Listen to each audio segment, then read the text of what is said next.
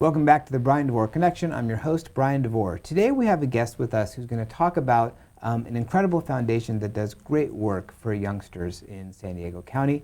It's the Tariq Khamisa Foundation, and here to talk about that foundation is Tasreen. Tasreen, thank you for joining me today. Thank you for having me. My pleasure. So you and I have met a few months ago. We actually never met in person. Great technology, we can do all this stuff ahead of time, but I was fascinated by the foundation and the story behind it. Can you share that with us, please? Absolutely. So I have a very personal connection to the Tariq Khamisa Foundation. It was founded in honor of my brother Tariq, who we tragically lost in 1995. He was shot and killed by a 14-year-old boy named Tony Hicks, who was a gang member, and it was part of a gang initiation. It was a robbery that actually turned into us losing Tariq very tragically. And just 3 weeks before this tragedy happened, California had passed a law that allowed youth 16 and under to be tried as adults. So Tony and Tariq's case became the first case in San Diego where a 14-year-old boy was tried as an adult for what happened. But my father, Azim Khamisa, he really saw victims at both ends of the gun. He saw Tariq as a victim of Tony, but he saw Tony as a victim of society, and a society that we all jointly created. And he took responsibility for the bullet that took my brother's life. And he started the foundation to prevent other families from suffering the way our family had. And he reached out in forgiveness to Tony's grandfather and guardian and said, I started a foundation. We both lost sons that night. Let's come together and be a part of a solution. And so Tony's grandfather and my dad joined forces to create the foundation, and my dad advocated that Tony at least get parole when he was sentenced, and he was sentenced to 25 years to life. And he served 24 of those years. But our family and my father have taken a very restorative justice approach, understanding that when harm happens, we have to heal all three parties. We have to heal us, the victims. We have to heal the people that caused harm, because that's where we can break cycles of violence, when we actually help the people that caused harm heal. And we have to heal community. And so our work over the last 30 years has really been about, healing self, making sure that we support Tony and feed him with love and understanding and compassion, not anger and hatred, and that we heal community through the work of TKF. And Tony was released in 2019. We advocated for his parole. Both my father and I spoke. He's on our board at the foundation, and he speaks as part of our programs, and it's, I think, really a true testament to what we can as humans. We can rise above the worst thing that has happened to us, and we can rise above maybe the worst thing that we have done for the greater good. Yeah. Thank you for sharing your story, first of all. I appreciate that. And obviously it's a very personal story for you, but it's an amazing story of people being able to forgive, to have that place in their heart to move on and to help others, especially the person who's involved. But you've been around for 30 years. Yeah. So obviously there's Tony, but there's a lot of other people you're helping. Who are you helping, and how are you doing that? So we work with about 10 to 12,000 students a year. Over the last 30 years, we've probably worked with close to like 700,000 students just in San Diego County. Wow. But probably 1 million to 2 million if you combine youth and adults, like across our country. So TKF's why is to save lives. And we do that by creating safer schools and communities, by educating and inspiring the restorative principles of accountability, compassion, forgiveness, and peacemaking. And how we do that is we partner with schools and we implement what we call our Safe School model. And in San Diego, that consists of 5 programs.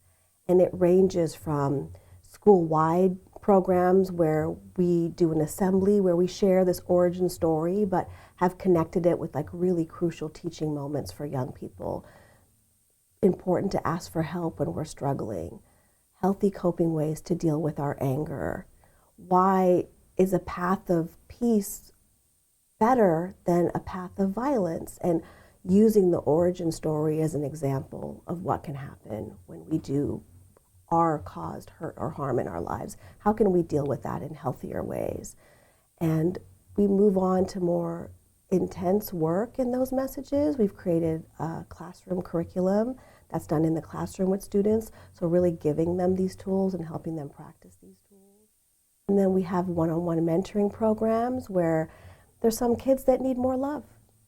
They come from external backgrounds and trauma in their lives, and they bring it to school, and we live in a very punitive society. Yeah. Sometimes even in our schools, we don't use discipline to teach. Sometimes we use discipline to harm and shame, and that's not supportive for our young people. So our mentors are really that light in their lives and help give them that additional support and extra love they need to focus on their academics. If they can balance what's going on emotionally in their lives, they can focus on their academics. And so really helping them get on that path of opportunity.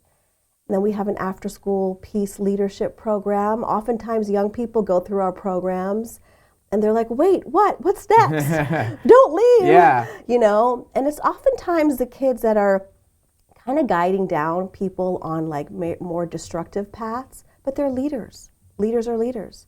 And so how do we like use their leadership skills for good and help them really transform their lives with their leadership skills, but in positive ways, like creating peacemakers and peace builders in the world that hopefully are going to be, one day running our country and maybe have a different mindset and have that more empathy and compassion and greater good and human dignity kind of instilled in them. And then we do a parenting program. So really looking at how do we bring some of these tools to parents? How do we color a different picture in parenting? How do we help parents kind of with the importance of like family strengths, family bonds, especially when they're struggling? How do they lean on each other, as a family unit? And so those are the programs we implement in schools. We've expanded through a training model. So we train teams to implement our philosophy and our curriculum. So we support about 6 sites in Pennsylvania right now. We've trained teams at those sites. They're teaching our curriculum, which is exciting. That's so great. We've kind of grown organically that way.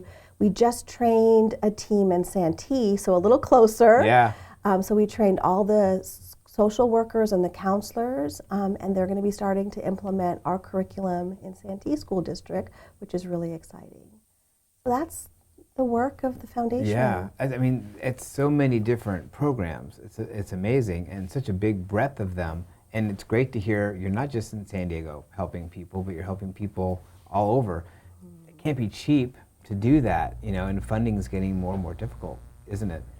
Yes, we definitely, rely on donations and grants to subsidize the gap schools aren't able to pay. Our schools do pay fee for service as much as they can for the support. But we have a gap to fill every year. So funding is always something that we need to continue to do the work and expand the work as well. Yeah, well, we'll put some information in just a moment up on screen so people can do that. But I did want you to share maybe a success story that you can, obviously, Tony can be looked at as one, but can you have another one in mind? Yeah, so, we've had individuals come and work at TKF as mentors, and 3 of them were students. They went through our programs, and they came back and worked as mentors. One of them was part of a school that we were at. Her stepdad was in a gang, and she had just seen the assembly, and the assembly, we always have a live panel piece to the assembly. So it used to be my father and Tony's grandfather, the 2 men up there. It was just a real example of forgiveness. And she was also doing one of our after-school Peace Club program and working on like a peaceful march. And she was doing all this work with TKF. And she was jumped on her way home by a gang. Oh my gosh. And beaten up pretty bad. And she had to do a presentation on this whole TKF project she was doing around a peace march. So she cleaned up as much as she could, went back to the school, bruises, gotten beat up, and gave her presentation. Wow. And she said it was because of the assembly. Seeing that and working with TKF changed her life, that she could have gone down that path of revenge and gangs, followed in like her family's path, but she chose a different path. And she was first generation and went to college.